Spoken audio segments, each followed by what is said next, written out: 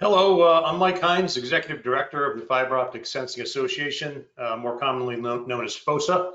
Welcome to the FOSA webinar series, and thank you for your interest. Today we have FOSA's Technology Outreach Committee. It's a FOSA committee co-chaired by Gayla Arindel, Market Development Director for Cornell and Kyle Glaeser, Director of Emerging Networks for Underlying Infrastructure. They organized today's webinar entitled What's the Killer App for Large-Scale Fiber Sensing Deployments? Presenting on behalf of the Technology Outreach Committee are Kyle Glaeser and FOSA Chairman Dr. Paul Dickinson, Director of Business Development for Dura-Line.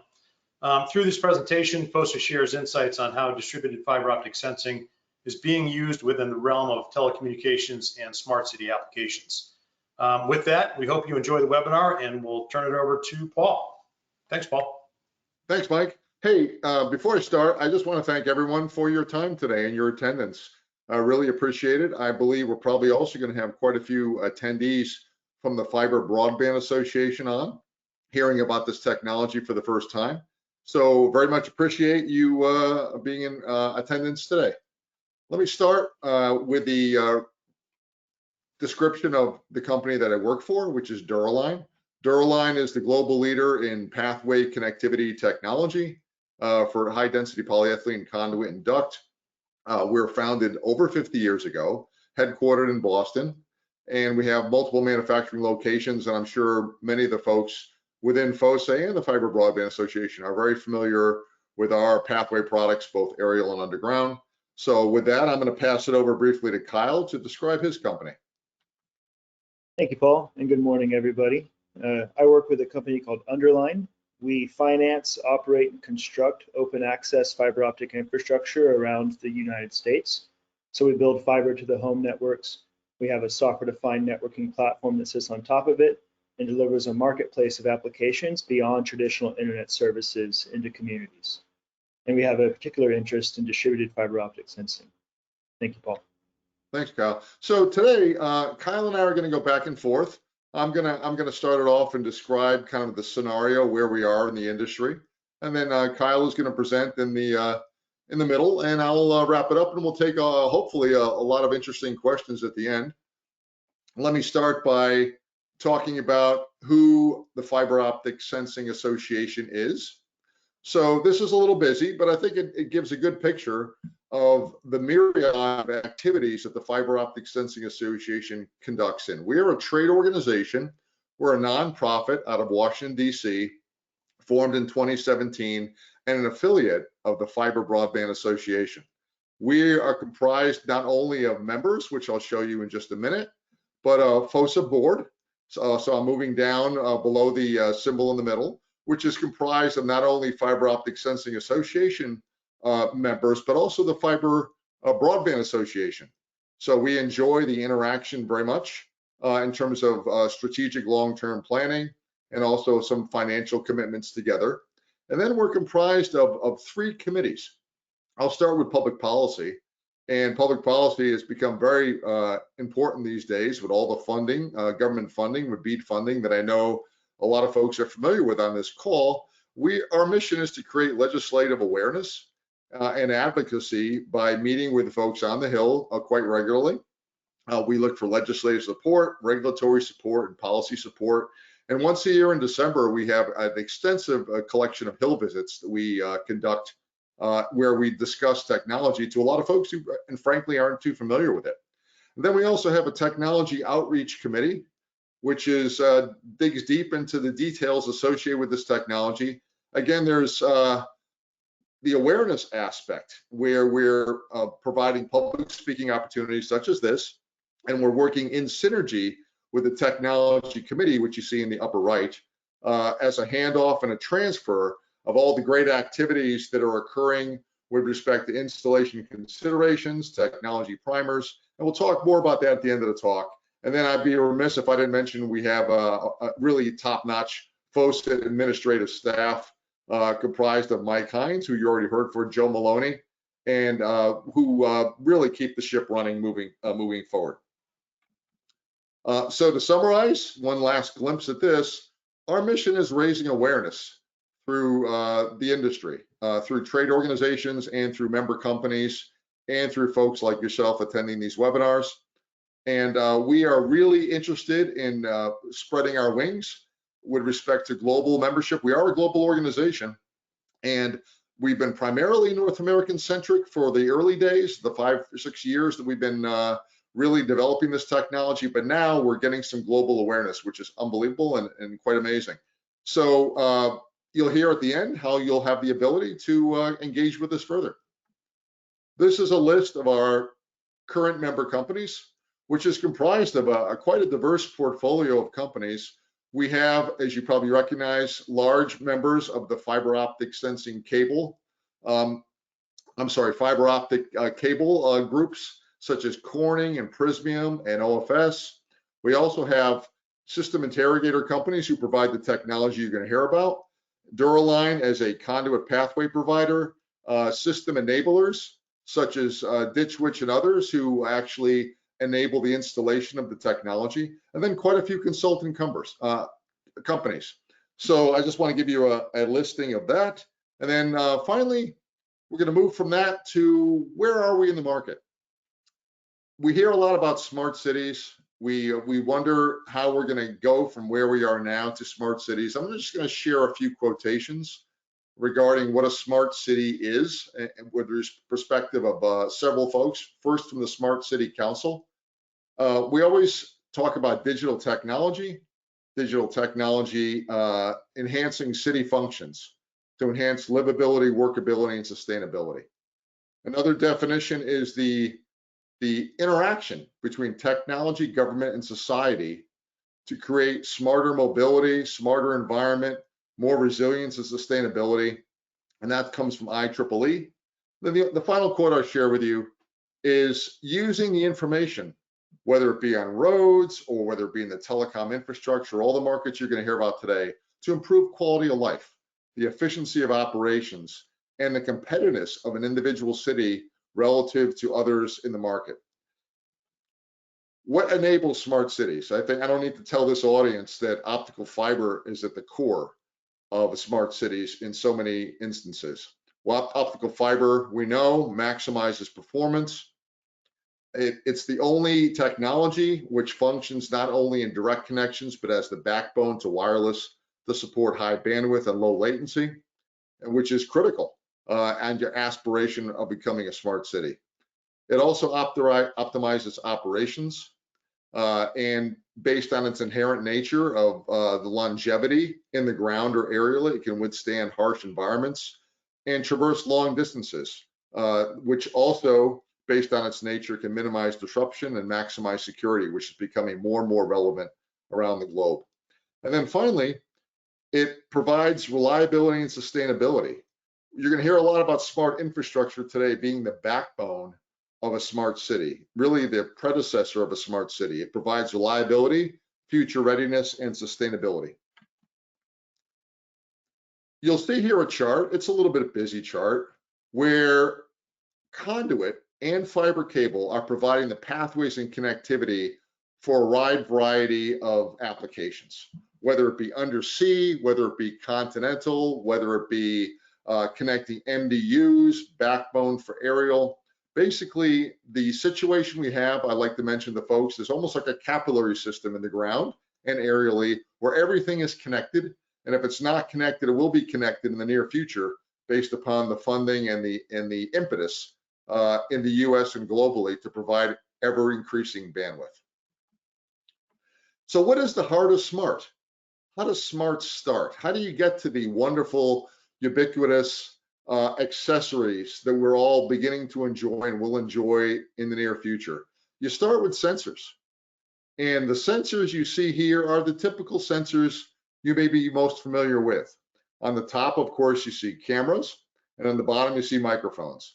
They're meant to be congested because you'll see that in order to provide the sensitivity and in order to provide the capability to make a city smart, you have to have a high density of these sensors. Sensors are dependent upon electronics, they're dependent upon electrical power, they're affected by potentially electromagnetic environments. Sometimes they're impacted by extreme environments, and they need to have line of sight. to perform their activities. The synchronization between them can sometimes be complex. I know that are issues out there in terms of characterization of what they're looking at in privacy. And then let's not forget service and maintenance. You need sensors like this, you need IoT devices like this, but the situation is that we probably can't have enough individual sensors to monitor our environment.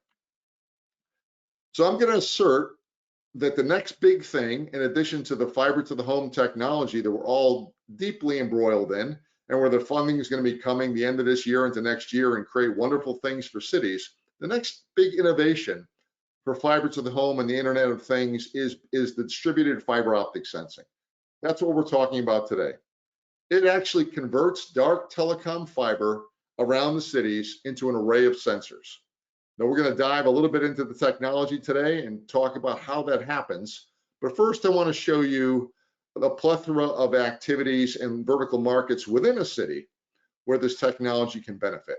First of all, in highways, it can provide real-time traffic monitoring for the fiber cable and conduit that are laying alongside our roads. For rail, it can provide train tracking and security. You're going to hear a lot today about utilities, where it provides integrity, operations and maintenance, fault detection, and actually power cable monitoring. For facilities, whether it be on our border or whether it be perimeter, it provides the ability to detect intentional, unintentional activities or breaches. And then for structures, buildings, bridges, and tunnels, there's a technology that can help identify the robustness of the existing structure. And then let's not forget fire detection. You're going to see acronyms, and you're seeing them now: DAS, DAS, DTS, and DSS. Those are the three different flavors of distributed fiber optic sensing. And we'll talk about those a little bit more in the next slide. So how does it work? Whether it be traditional fiber telecom cable, G.652 and all the variants thereof, or whether it be a specialty fiber cable that's been designed for greater sensitivity, much the same way that fiber communication occurs now, just to give us Broadcom and Datacom, distributed fiber optic sensing works by sending pulses of light many times a second down the fiber. In this case, though, instead of receiving the signal on the other end, you're actually looking for the backscatter of the light reflected back to the original source. So you see the illustrations of black silhouettes on the right, whether it be a vehicle or whether it be someone with a shovel or an excavator or someone with a pair of snips. What you're actually able to detect with distributed acoustic sensing is you're able to detect the acoustic activity that's many meters away orthogonally to the fiber along the entire length of the cable. So it creates a very long distance passive sensor with very high spatial resolution that's occurring in real time. You monitor the signal for vibrations in the case of distributed acoustic sensing, for strain in the case of distributed strain sensing, and for temperature in the case of distributed temperature sensing around the fiber. Through sophisticated signal processing that's improved tremendously over the last decade, you're able to automatically monitor, detect, and classify not only the location along the fiber, but actually what is occurring based upon libraries of information and in some cases machine learning and AI. Through this activity, you're able to report with GIS location exactly, and you're going to see a couple examples for that, and then take actionable response. How long has the technology been around? Well, the origin goes all the way back to the early 2000s, where it was primarily used for military and early commercial, easily monetizable projects. So border security, and then it migrated and sonar, then it migrated to other easily monetizable assets, such as oil and gas pipelines and other long linear assets. That happened in 2000s to the 2010s. And what you're going to hear about today, and this is why I'm so excited that there are so many Fiber Broadband Association members on this call today, is it's evolving into utilities, telecommunications, roads and structures, and creating a smart infrastructure platform that's going to enable the smart cities. Again, to remind you what it's offering 24/7 real-time insights, AI-advantaged event categorization and learning systems, very low nuisance alarm rates through the sophisticated software, which is very important because you don't want to be alerted to things you don't need to be alerted to.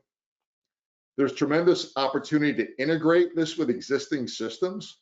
So you'll see in many cases, it's not a standalone system.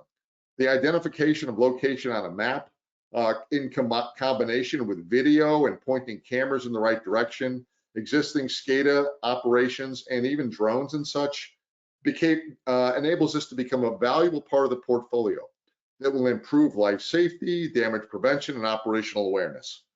So the functionality for a conduit and fiber cable that's been previously used just for telecom and Broadcom capabilities really just becomes a very valuable asset. So the theme, and I'm going to mention it here, that you're going to hear throughout this presentation, is we want to leverage not only existing brownfield fiber cable and conduit that's been implemented for Broadcom and Datacom purposes, but we want to start thinking about, with all the money coming through BEAD and other locations, how to design greenfield with this sensing in mind. So I'm going to switch it now to my colleague, Kyle Glaeser, who is going to talk about telecom and utility applications. Go ahead, Kyle. Thank you, Paul. So the first thing we're going to do is look at some of the emerging vertical markets that distributed fiber optic sensing is touching. As Paul mentioned, distributed fiber optic sensing, or DFOS as we'll call it from now on, technology has set the stage for a wide array of applications across a multitude of industries. For today's presentation, we're going to focus on three broad industries that stand to benefit from this emerging technology as it is today. Critical utilities are the lifeblood of our communities today. It's easy to take for granted the importance of water and power utilities until there is an interruption in the service. Just yesterday, a water main outside my house was hit, and I only discovered this after my toddler had smeared a bowl of spaghetti across her face. So without water, she remained the color of a tomato until the next day. But that's not as bad of a situation as it could have been. Damage to these critical utilities is not only CapEx intensive and time intensive to repair, but they can cause a widespread health and safety issue.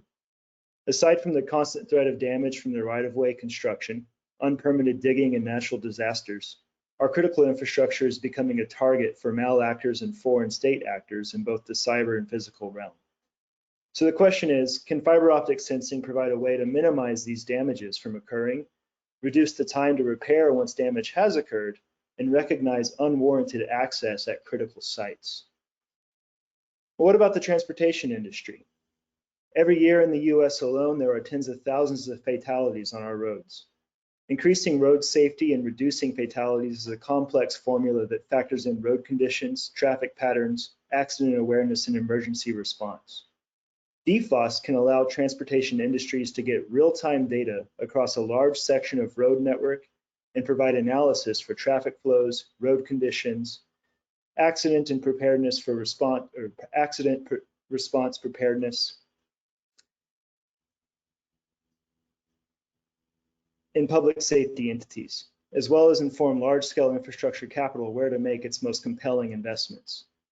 No industry is better positioned to support and benefit from the emerging DFOS technologies than the telecom industry. As more and more fiber networks around the world position themselves as a multi-purpose network, DFOS provides a path for network owners to take advantage of their existing and future assets to deliver these applications into communities everywhere. This presents opportunities for fiber network owners to increase their client base, drive new revenues, and also improve their internal operations and network integrity. Telecommunications companies are also uniquely positioned to partner with utility and transportation entities to provide sensing across their existing plant where the utility or transportation entities do not have any fiber. So now that we've identified these three industries that stand to benefit from this technology as it stands today, let's take a look at some of the applications that are being delivered and how they might be implemented. You mind going to the next slide, Paul?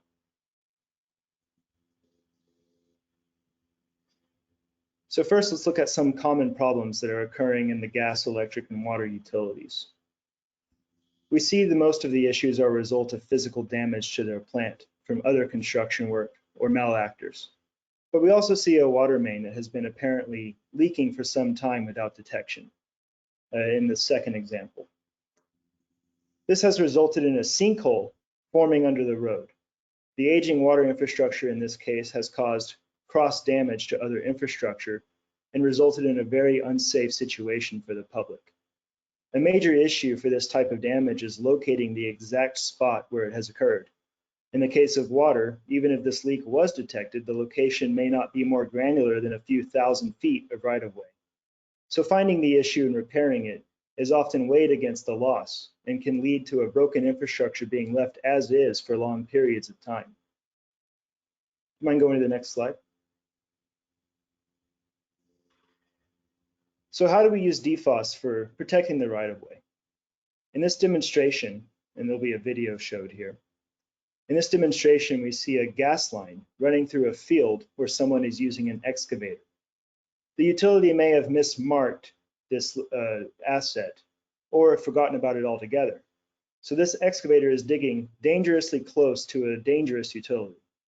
This particular line has a fiber running alongside it and is being monitored from miles away with a DFOS device.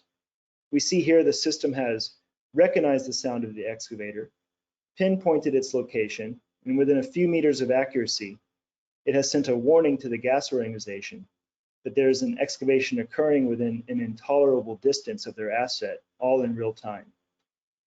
And it's kind of hard to see, but if you look, there is a red a flag popping up saying, this is what's occurring. It's recognizing the sound, saying there's an excavator digging too close, and it's flagged it to the utility. And this allows the utility to potentially alert the excavator of the danger, but also allows them to monitor for damage exactly when and where it occurs, so that when the damage does occur, they can implement their safety protocols and enact them immediately. In the second example, we see a manhole cover being removed from what I hope is a wastewater utility. It's pretty gross in there. Either way, that manhole requires some serious attention. Even with that water-filled manhole, the adjacent fiber is able to pick up the sound of the manhole cover being removed, and you can see here that it has flagged the sound, sent an alert to the utility owner, and if the utility owner did not anticipate anyone accessing that manhole, then this could be a very valuable piece of information. Next slide, please. This slide focuses on monitoring near a power source. So in this example, we're seeing a concrete saw operator on a concrete pad that has a power utility running underneath. Once again, we see that the DFOS solution will recognize the acoustic profile of the cutting and send an alert to the operator, informing them that this type of action, concrete cutting in this case, in the exact location where it's occurring. While this example is all about a concrete saw, the number of acoustic profiles that can be recognized is very large. This can be tuned to recognize jackhammers, excavators, hand shovels, directional drills, and really anything that is of concern for companies that occupy the right-of-way. Next slide, please.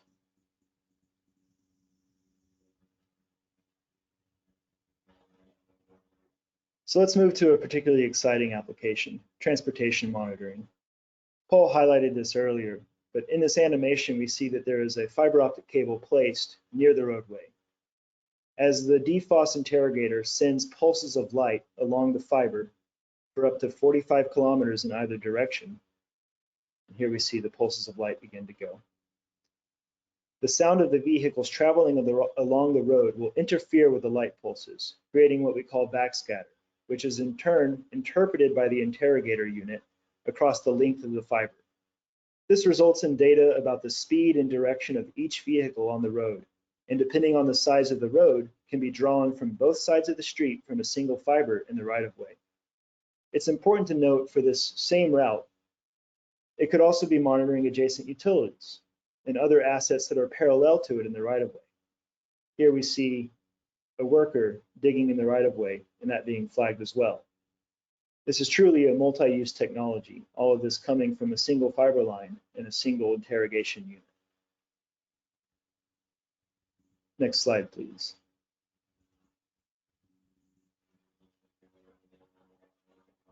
So animations are nice, but let's take a look at this in the real world with real world data.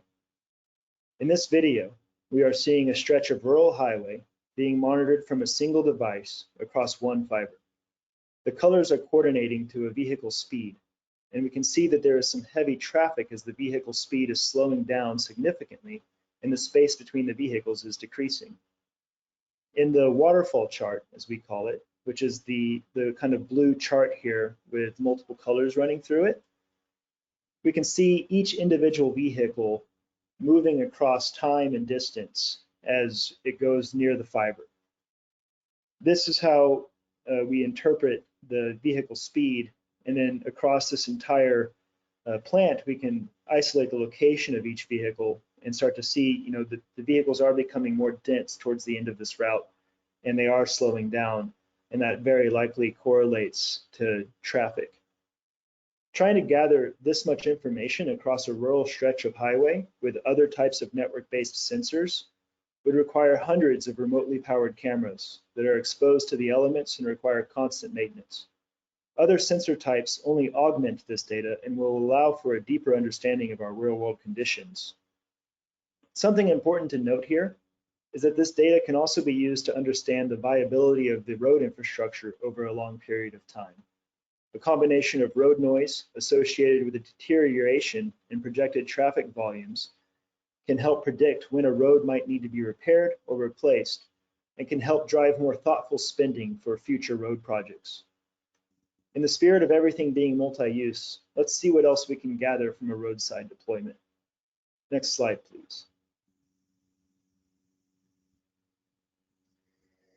So here we are looking at some unfortunate but real-world data from a roadside DFOS deployment.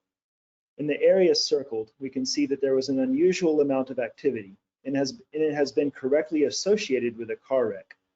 On a rural highway such as this one, there may not be a means for someone to call emergency services, especially if they are incapacitated.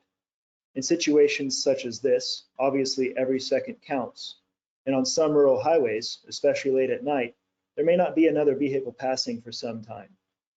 So there is a clear value in being able to recognize a vehicle moving down the road, noticing an unusual acoustic profile, and correlating that with the vehicle no longer moving across the fiber plant. In this situation, emergency services could be deployed proactively, which would result in lives being saved. I think the life-saving application could be considered, for the lack of a better term, the killer application of this technology. In the second example, here we see what I believe is the same rural highway in Utah, that there was a rock saw operating in the shoulder of the road. Even though this work was authorized, they did strike a utility and the fiber. In the waterfall chart next to it, we can see that the machine was operating for about 8 minutes adjacent to the fiber before it cut through a power cable. This data would be used rather quickly for the power utility to recognize the outage and go to the exact location where it occurred.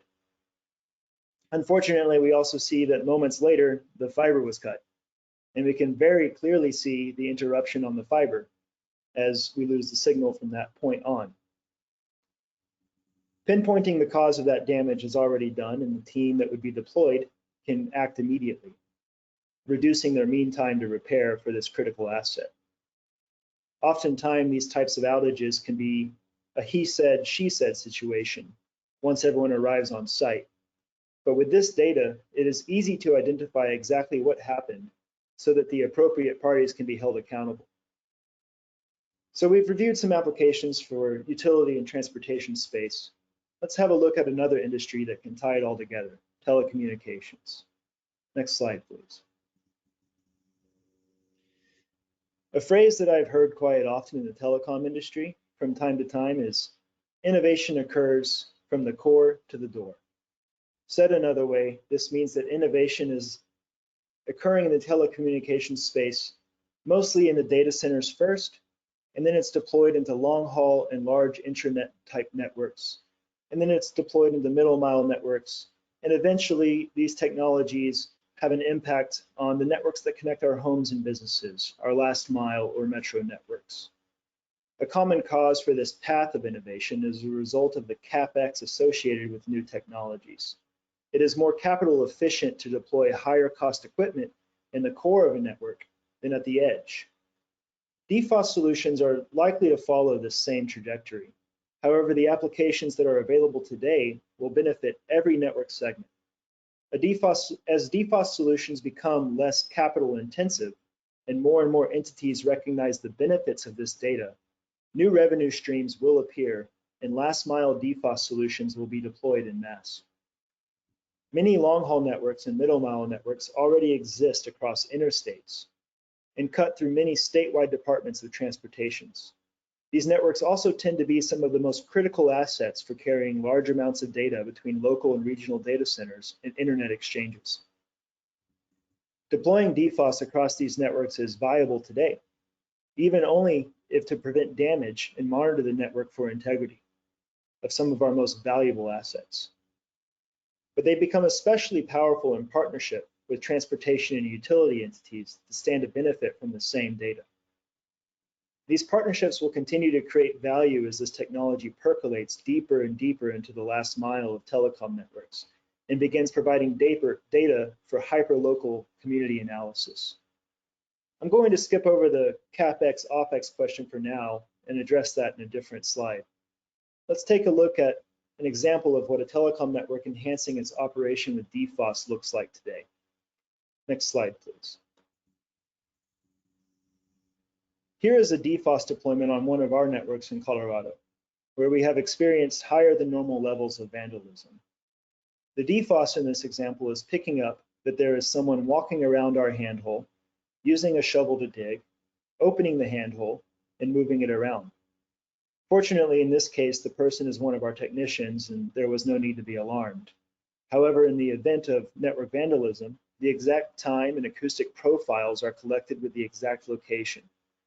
If the vandalism is not able to be stopped, at the very least, a much more comprehensive investigation can take place, partnering with the local law enforcement to check other monitors of the area during the same time frame for any potential associated activity increases the chances of catching the perpetrators.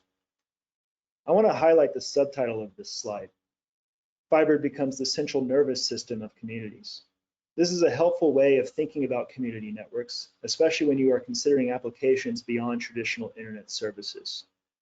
So let's take a look at what it looks like for a smart community to have a central nervous system. Next slide, please. So what does a community that has ubiquitous fiber sensing look like? First and foremost, it has a well-designed fiber network, probably owned by multiple entities that are working together to deliver a wide array of applications. So how do you design networks so that they are physically supportive of community applications? Well, it's important that telecommunications companies, utilities, transportation departments, and any other entity that might own fiber in the right-of-way around a community understands what type of emerging applications are relevant so that they can appropriately design their networks to facilitate these applications at a low CapEx. Leaving spare capacity in the correct network architecture allows for these technologies to snap on top of the network at a later date. We could have a long discussion about how to design communication networks to facilitate future applications, but for today I'm going to spare you. In this image, we see that fiber is running across multiple types of infrastructure. With a correctly designed network, DFOS could be collecting information on the structural integrity of the bridge. It could be listening to the trains coming in and out of the station and determining whether there's flat spots developing on their wheels. The same network could be listening for water leaks near major roads. DFOS could be sensing the network connecting the offshore wind power to the city, ensuring that there are no interruptions to the power grid. And there are many more applications that can be delivered across this type of community fiber network, in addition to all of the other types of sensors that are deployed over an IoT network. But how does a community compile all of this data to drive benefit from it? Next slide, please. If you know me, you know I like to think about the future a whole lot. So bear with me for a little while as we think through how DFOS and other network-based applications can significantly change the functioning of our communities in the future by developing and maintaining digital twins.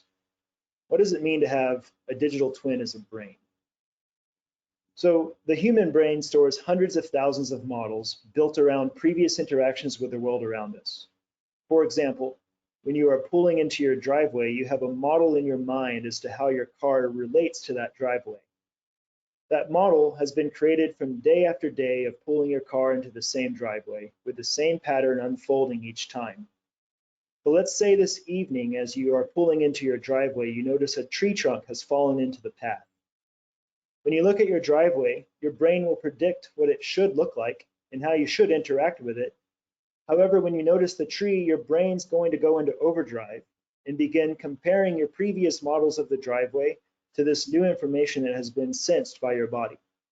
Immediately, your brain will update the model of your driveway and begin correlating the new information with other models of the world you've seen in the past to predict your next course of action. You've seen trees laying down before.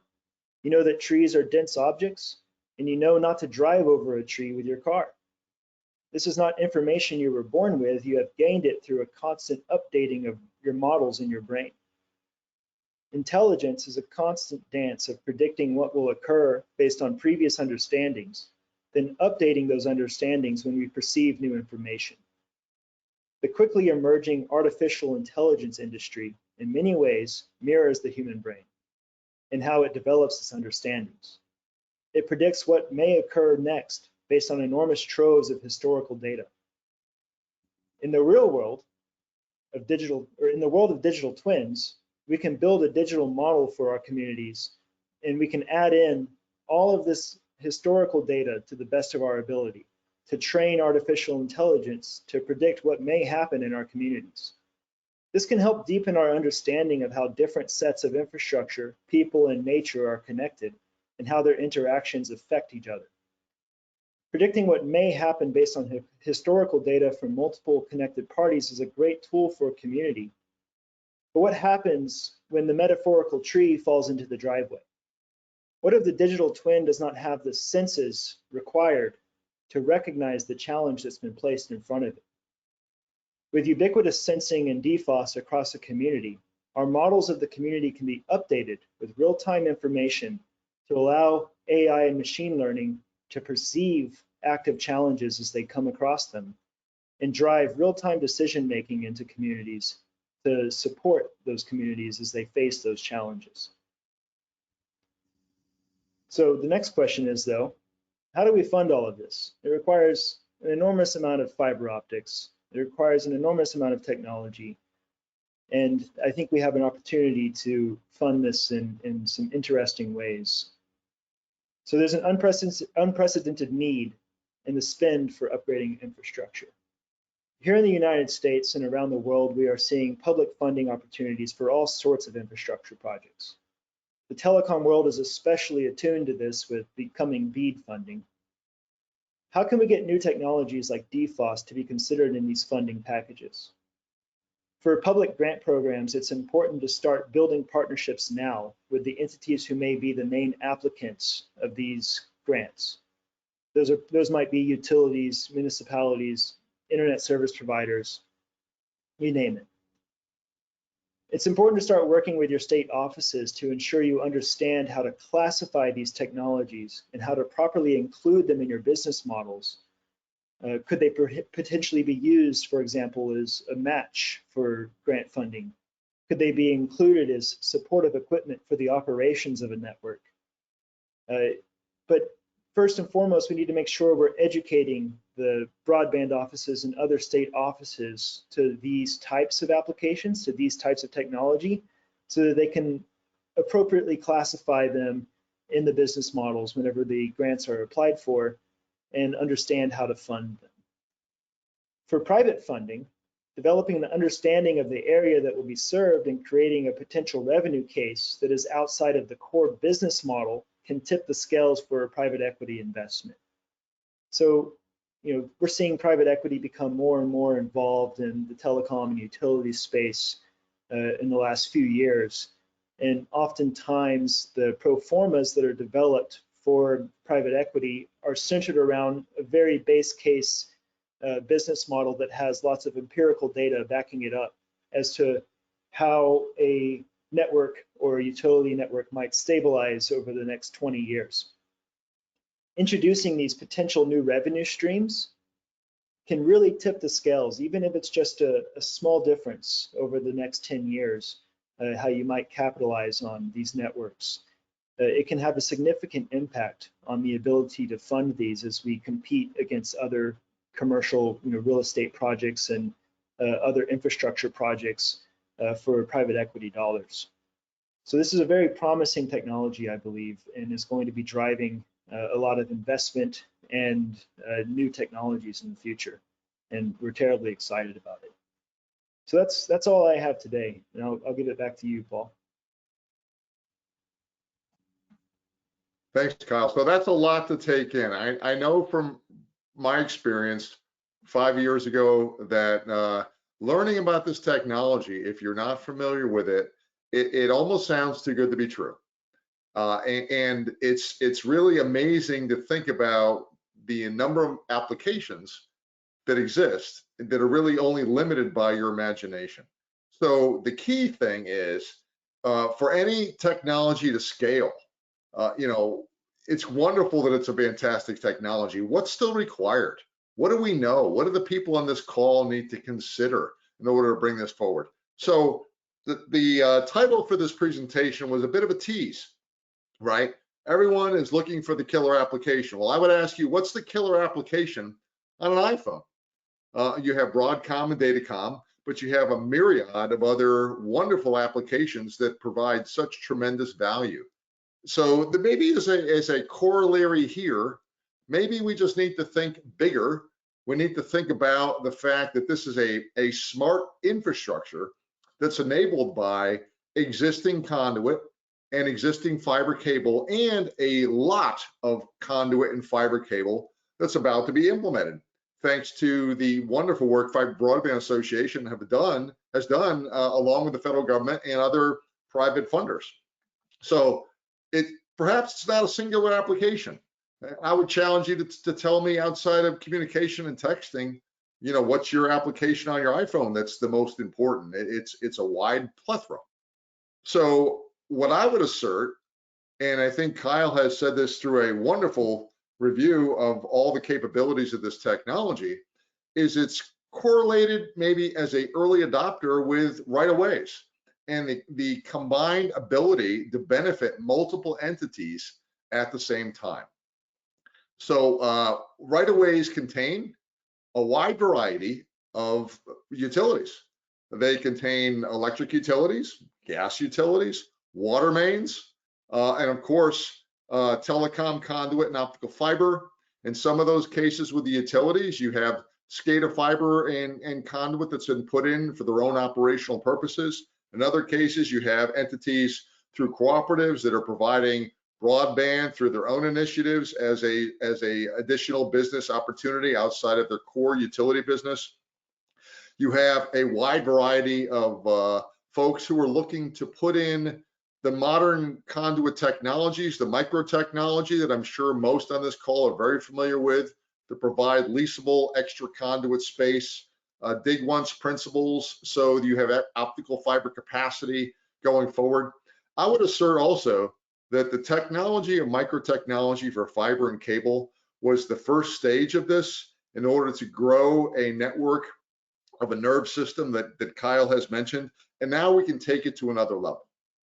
So who are the interested parties who would be interested in monetizing and leveraging this? Well, this is a few, right? So the utility companies themselves, in many cases, have to report out to regulators and need to improve the life safety of their infrastructure, reduce their downtime. We're familiar with all kinds of nefarious activities, people shooting up substations, and as the capacity and need grows based upon AI and EV technology, and as I'll just single out the electric utility industry gets strained, it's going to be more and more important to optimize what we have in place and to monitor what we have going forward. Transportation, the nation's roadways are putting a tremendous amount of fiber cable and conduit throughout their state. I live in the state of Georgia, and one of the main initiatives of Georgia is to put fiber cable and conduit along most of their roads. Why not use it for another purpose beyond Broadcom and Datacom and SCADA? Municipalities, you know, Kyle showed you some really nice shots of where we're headed with the cities. We talk about the smart cities, but the smart infrastructure that will enable the smart cities. And then right-of-way owners. You know, we all are familiar with, many of us painfully, permitting being issues in terms of implementing Broadcom or Datacom or even utility industry applications. The people that own the right-of-way are in the catbird seat for having the ability to implement technology like this and monetize it. And then, of course, telecom ISP providers. When I first saw this technology and talked to many of the tier ones several years ago, the focus was just on what do I need for my network to protect it? Well, we all know in many cases telecom has redundancy, and you'll see in a second things are changing, but the cost associated with implementing this perhaps can't be justified solely by the telecom providers. And then I'm going to mention a very interesting use case here, because I really would like to single out call centers. I've worked very closely, and FOSA has worked very closely with an organization called the Common Ground Alliance, which is dedicated through their 811 call before you dig system for reducing damages throughout the US. And here's an interesting statistic for you. $30 billion a year in the US alone, direct and indirect damages occur based upon telecom hitting utilities, utility hitting telecom, and all kinds of things happening with underground infrastructure.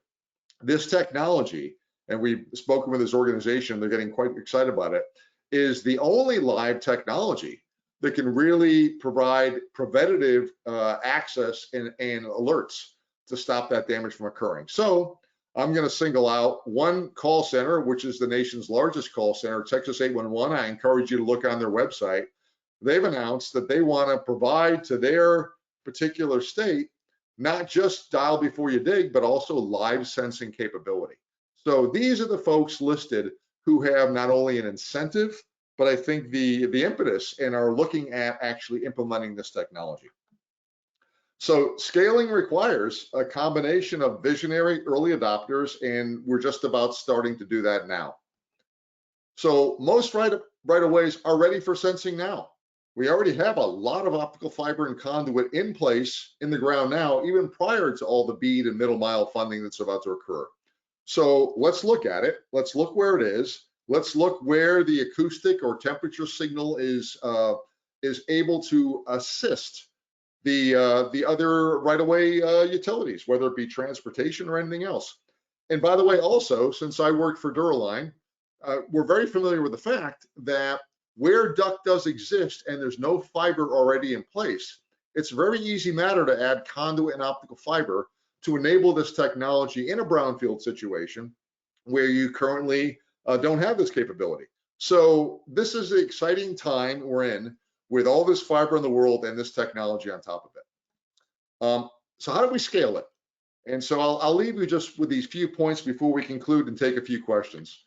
So we're approaching the tipping points, and the tipping points are that the price per kilometer meets business case requirements. When this technology first came out 10, 20 years ago, with a lot of small companies, very ingenious developers of the technology, but the price per kilometer was pretty extensive. Now, we're not going to get into pricing today, but I will tell you that everyone aspires for the cost to be like an OTDR. You know, give me a 16, 32 or more port OTDR cost and I'll implement it tomorrow.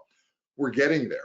We're getting to the point where the hardware and the software are becoming multi-port, which is defraying the cost, and the cost sharing can occur through a combinational right-of-way model, as we just described. So moving from where we are now through thought leadership, through conversations like we're having now, through working with the members of the Fiber Broadband Association, through all the members with the Fiber Optic Sensing Association, the telecom longer routes, middle mile, and utility transmission routes, those are going to be the early adopter sweet spots. Down the road, technology is being developed to even go past the amplifiers, go past the PON networks, and get deeper into the fiber to the home. But let's not go there yet. Let's start, as Kyle mentioned, with the early easy monetizable and business case opportunistic opportunities. And then I'll also mention this. The Fiber Optic Sensing Association has made a concerted effort over the last 3 or 4 or 5 years to talk to Congress, to familiarize people like on this call today who aren't familiar with it about multi-use technology, the capability to use infrastructure for something above and beyond that's going to increase ROI and improve the community in general. It happened already with border security and pipeline, and it's happening now. We speak with senators and congressmen and their staffers on a routine basis to increase the awareness of this, and people are getting very excited about it. Great news. I already mentioned equipment costs are coming down, and you're reaching the breaking point and the tipping point for many applications like we described for this to be implemented now and either break even or actually produce revenue for the providers. The hardware functionality and the space requirements, the rack requirements are improving. The algorithms through AI and machine learning and more extensive libraries are improving. Folks, 10 years ago, 15 years ago, were very, very concerned about false positives and other types of false alerts occurring. Those have been minimized. It's tough to quote a number, but we're at the point now where they're at a tolerable level, and that along with other technology can combine to give you the insight you need without creating undue work. And they're becoming easier to implement and install. It doesn't require a PhD sitting there tuning the equipment for a week any longer. The equipment providers are getting to the point where, I mean, that's what you need for scale. So this is going to attract business models, and where we are now is the next steps. We want to think beyond single vertical market use cases, as I think we've tried to describe during this discussion. We want to find the means to share right-of-way functionality that in some cases takes a village, and we've described the players in the earlier slide. We want to build and share the business cases and the success cases so other people can implement it. Identify those brokers that I talked about a few minutes ago, the telecom ISP providers, the municipalities, the utilities. Let's not wait for a legislative push.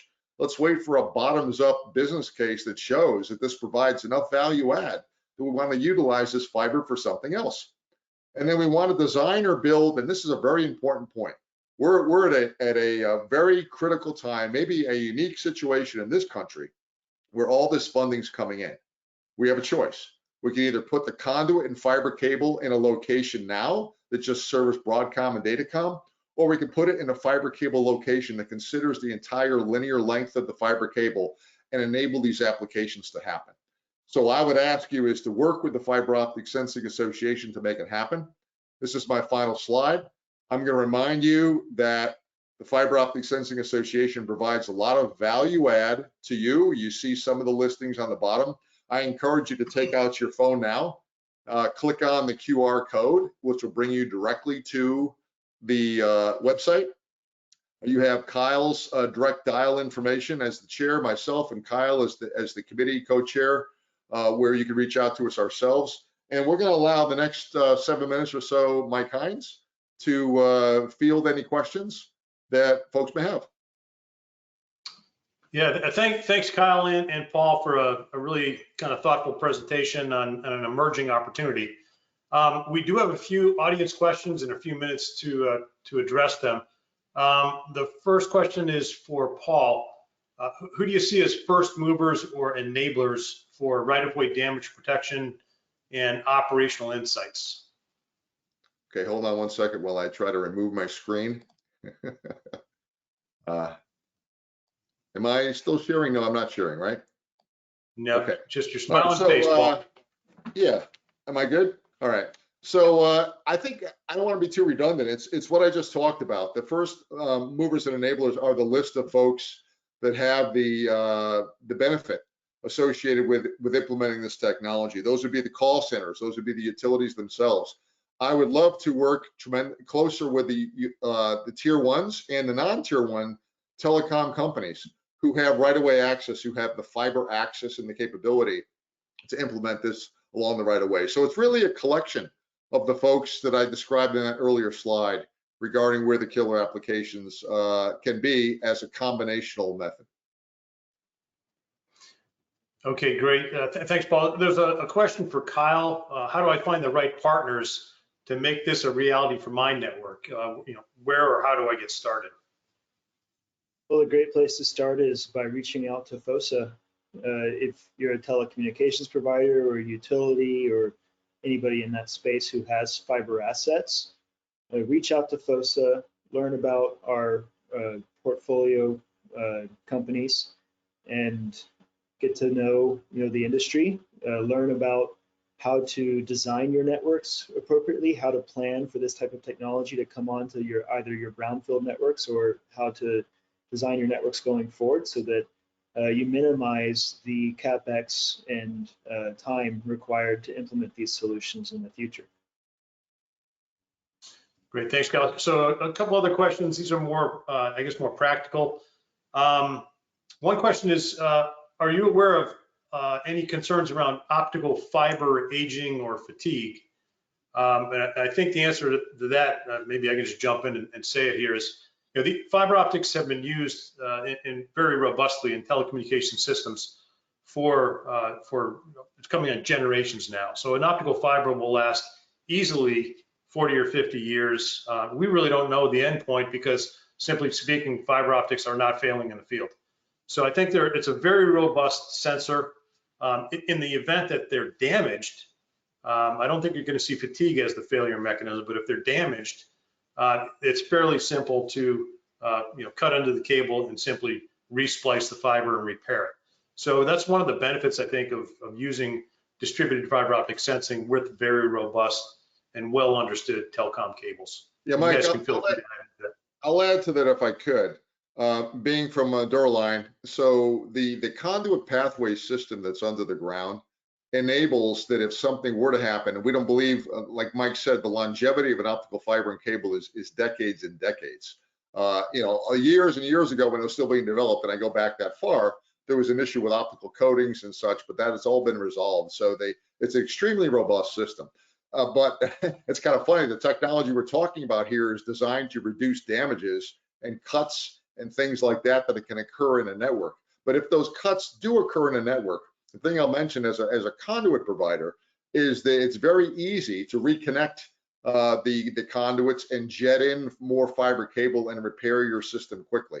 So the combination of the future capable conduit and the future capable micro technology of fiber cable enables repair to happen quicker, in addition to distributed fiber optic sensing being the key to stop that damage from happening in the first place. Okay, thanks, Paul. Here's another kind of practical question. What are the current distance capabilities for DFOS systems? You guys can jump in and try to answer that one, or I can provide a response, whatever. Go ahead, Mike. I mean, the organization, it depends on the application, whether it's transportation or whether it's simply damage prevention, but go ahead and answer the question. Yeah, so I think you're right, Paul. It really depends on the application, but I think sort of a safe answer using single mode fiber as your sensor. It's fairly conservative to say that in one direction, 60 miles or about 100 kilometers is routine, and interrogators can be configured to sense in multiple directions using switching or multiple lasers. So you can easily extend out to say a 200 kilometer range if need be. So the limits are always being pushed in terms of distance, and so I'd say just pay attention to what's going on with the technologies as they evolve. Kyle, do you want to comment on interesting applications with optical switches? Yeah, I mean that's a emerging portion of this industry that is going to help drive down the CapEx for deploying these type of technologies across especially last mile telecom networks, where you have more of a spaghetti style network covering a large area. It might be a lot of mileage, but it could all be within a 10 square mile area. So being able to use optical switching or multiplexing or other various technologies to change the path of the light dynamically, and then dynamically change what you're listening for and where, is really going to drive down the cost per mile of deploying these types of technologies. Okay, thanks, Kyle. So I think we can squeeze one more question in. We're kind of running out of time, but Here it is. Would fiber optic sensors be an option for monitoring covers for handholds, manholes, and other grade level enclosures? Yes. Either one of you can jump in and answer this one. Go ahead, Kyle. I think I answered enough. You can answer that one. Yeah, I think if you saw in the example on one of Underline's networks in Colorado, we were monitoring a handhole or series of handholds across some of our distribution plant and picked up the sound of it being removed. We could, determine that, hey, that handhole wasn't supposed to be touched during that time. We don't have a service technician ticket associated with that location. So that triggers a warning. In our case, it goes to an SMS system and sends a text to all of our technicians that something has occurred that was unexpected. And then it can be investigated if it falls within different tolerances. Yeah, and Mike, I'll just add on to that. But, Maybe it's good to close with distributed nature of fiber optic sensing. We talked about the fact that you can't have enough cameras on a transportation route to cover everything. You also, it's very valuable because I know IoT sensors are typically used for manholes and such. But when you have fiber cable going through conduit, which is going through a manhole, and it's traversing many, 25, 50 miles of passive infrastructure, you're covering all those manholes. It's that simple. Yeah, and that's actually a great way to kind of wrap the webinar up. I think it provides a concrete example of distributed sensing used in the telecommunications infrastructure and how it can kind of help. Fairly simple case of where it can be used. So I think looking at the clock here, thank you, Kyle, Paul, Gayla, and everybody involved in putting the presentation together. A lot of contributions from FOSA members for this, so thanks for that. And for the audience, we greatly appreciate your interest and your attention, and we hope that you'll join us for future FOSA webinars. Today's webinar has been recorded, and it'll be put up on FOSA's YouTube channel. Typically, it gets there within 24 hours of recording, so keep an eye out for that. And with that, thanks to all. We'll close today's webinar. Have a great day. Thank you. Bye-bye.